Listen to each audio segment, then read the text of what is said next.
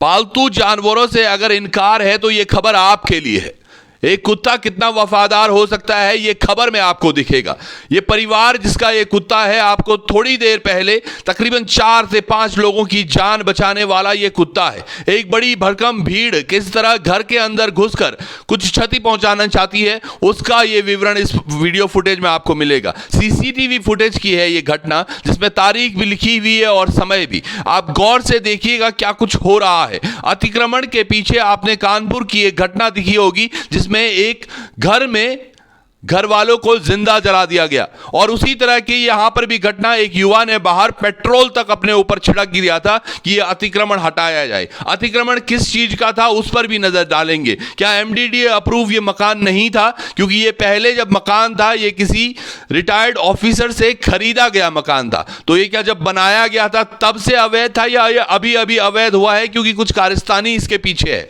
ये इस पूरे केस के बारे में देखें तो 5 भाजपा के पार्षदों पर मुकदमा भी दर्ज हुआ है, उसके अलावा 21 और लोगों पर। ये सामने जो आप फुटेज देख रहे हैं अब ये आपको चौंका देंगी। दरअसल ये जो गेट को हिलाते हुए लोग देख रहे हैं आप, ये अंदर जाकर कुछ ना कुछ करना चाहते थे शायद, इसलिए ये गेट को इस तरह से तोड़कर इस तरह से हिलाकर अंदर जाने की कोशिश कर रहे हैं। घर का एक छोटा सा बच्चा, ये युवा देखिएगा आप, 15-16 साल का 12वीं कक्षा का छात्र था जिसको अभी ये मार पड़ रही थी। उसके साथ उसकी बहन अंदर समझाने की कोशिश कर रही थी बाहर मत जाओ।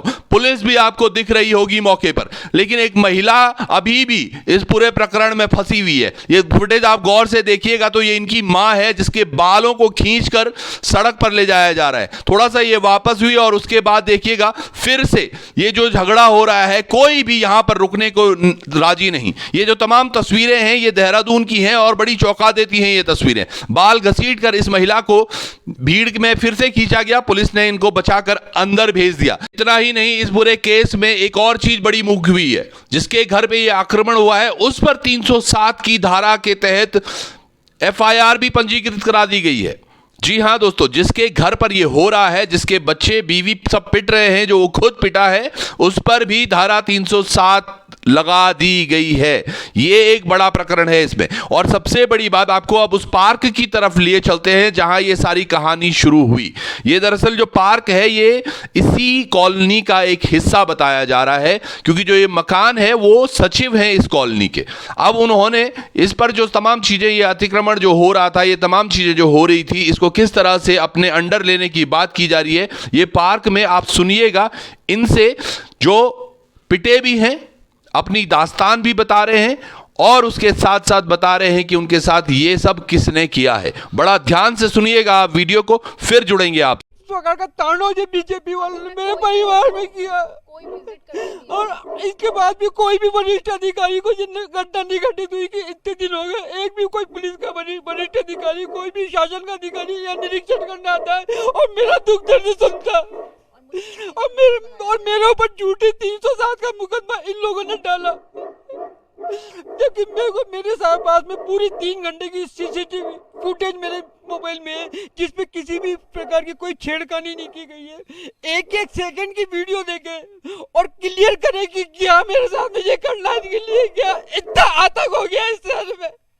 इस प्रकार का आतंक है, पूरे कानून व्यवस्था नाम की कोई चीज नहीं है। किसी भी परिवार को जिंदा जलाने के लिए, जान से मारने के लिए तुम लोग इस प्रकार की हरकत कर रहे हो, और कोई भी कार्रवाई क्यों नहीं, ठोस कार्रवाई पुलिस ने करी इसके लिए ठोस कार्रवाई करती तो ये घटना मेरे घर की नहीं होती, ये बच जाती घटना। अगर समय पे फोर्स आ जाता तो, समय पे फोर्स पहुंचने में लेट हुआ, फोर्स पूरी घटना के बाद में आया। इसके बाद में ना मेरे को, वो तो मैं भगवान को धन्यवाद देता हूँ कि मेरे डॉग जो था वो उसने चेन तोड़ दी, जिस कारण क्या है कि मेरे परिवार को घर के अंदर घुस के बचने का मौका मिल गया। अदरवाइज मेरा पूरा परिवार जिंदा जला दिया होता यहाँ पे, और उसको ये लोग को दूसरी घटना के नाम से समाज में पेश करते हैं। जैसे आज इन लोगों ने मुझे समाज में पेश करा कि मैं भू माफिया हूँ।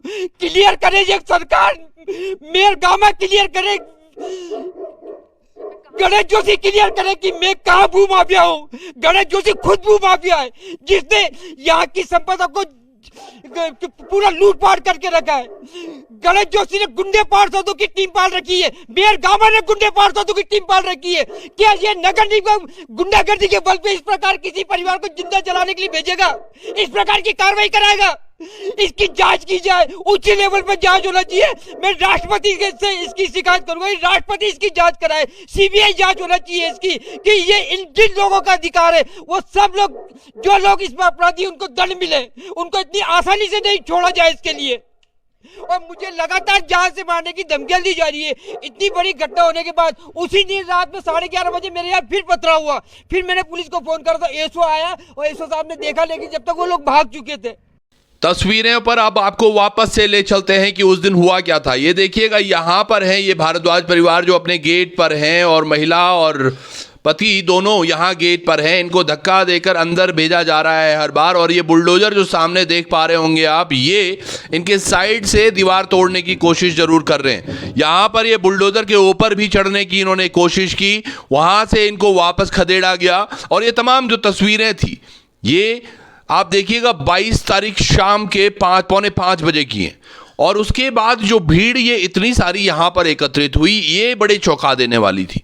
चलो, ये भीड़ यहाँ पर आई कौतूहल के लिए कि मकान में अतिक्रमण हुआ है, पर अभी भी प्रश्न स्पष्ट है। जैसे कि इन्होंने भी कहा, ये मकान इन्होंने खरीदा था किसी रिटायर्ड ऑफिसर से, तो क्या एमडीडीए के समय, उस समय पर ये अवैध बना हुआ था? अगर ये उस समय अवैध बना हुआ था तो ये आज क्यों तोड़ा जा रहा है? या फिर वो जो पार्क हमने आपको दिखाया उसकी कहानी है? ये तस्वीरें आप देखिएगा, ये तस्वीरें आप देखिएगा, समझिएगा। और ये सीसीटीवी फुटेज की तस्वीरें हैं, ये सीसीटीवी फुटेज की तस्वीरें हैं। जो ये युवा जो पहले जो मैं दिखा रहा था आपको, वो बाहर से लिए गए कैमरे की तस्वीरें थी, पर ये वो तस्वीरें हैं जो सामने से दिख रही हैं सीसीटीवी की। ये देखिएगा, ये महिला को किस तरह ये महिलाएं मार रही हैं। यहाँ पर बाल खींचकर उनको मारा जा रहा है, ये खींचा भी जा रहा है उनको पब्लिक के बीच में। ये तमाम तस्वीरें हैं। ये वकील साहब जो आपको पहले दिख रहे थे, इन्होंने हाथ मारा भारद्वाज पर, जिनका ये मकान है। और ये तमाम तस्वीरें, ये देखिएगा महिला की तस्वीरें अभी भी आपको दिख रही होंगी, किस तरह उनको बाल खींचकर, ये अपने मकान में सुरक्षित हैं। ये लोग आज उत्तराखंड में व्यक्ति अपने घर के अंदर कितना सुरक्षित है, ये तस्वीरें बताती हैं। ये तस्वीरें बताती हैं कि किस तरह किसी एक पार्क पर अगर अवैध कब्जा करने की आपकी मंशा हो और जो उसको रोक रहा हो, तो उस पर आप क्या कुछ कर सकते हैं, ये तस्वीरें स्पष्ट कर रही हैं।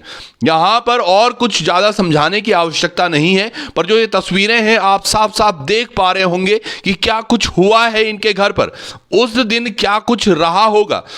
आज इस परिवार से हम भी मिले, हमने देखा कि वो किस दहशत में है। अभी भी उनका ये गेट पूरा तोड़ दिया गया है। तमाम तस्वीरें आपने देखी भी। और ये देखिएगा भीड़ किस तरह से उग्र हो रही है।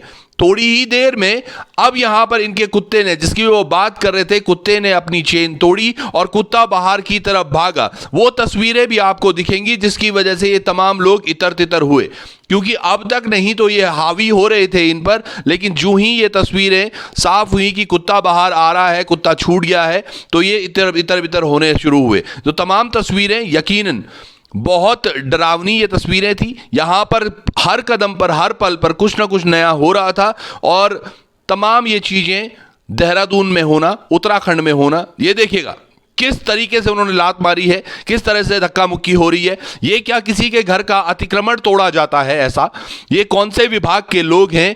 ये कौन लोग हैं जो इस तरह से तोड़ रहे हैं, जो इस तरह से कार्य कर रहे हैं?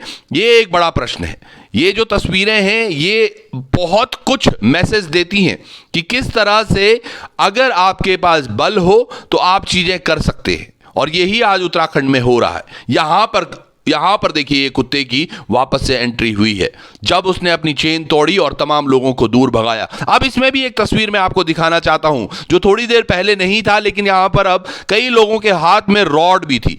यहां पर देखिएगा, ये कुत्ते पर हमला किया जा रहा है। ये देखिएगा, कुत्ते को भी मारने की कोशिश की गई है और कुछ युवा अब यहां पर हाथों में रॉड लेकर बाहर निकलेंगे। तो ये तस्वीरें किस तरह से हो रही हैं। और देहरादून के सबसे पॉश इलाके राजपुर रोड के पास की कॉलोनी है ये, और कॉलोनी में भी तमाम लोग वो रहते हैं जो अपने आप में कुछ